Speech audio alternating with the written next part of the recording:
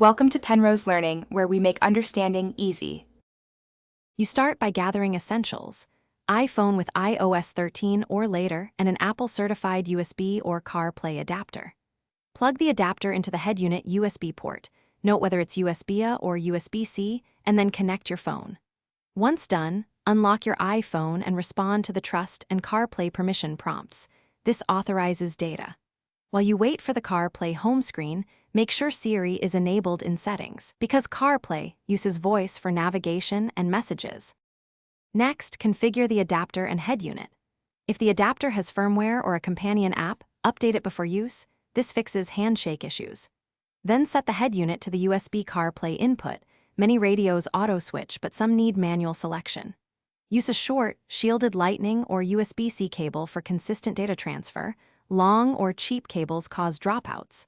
Also, avoid unpowered hubs. Power interruptions break the CarPlay link. This ensures smooth audio, maps, and app icons appear reliable. Finish by verifying function. Launch Maps, play audio, and test voice commands so you confirm mic routing and volume levels. If the screen freezes or apps won't load, restart the iPhone, disconnect the adapter, and reboot the head unit. This often clears USB state errors.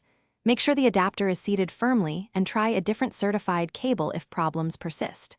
One key troubleshooting tip: if CarPlay repeatedly fails, reset the iPhone's network settings.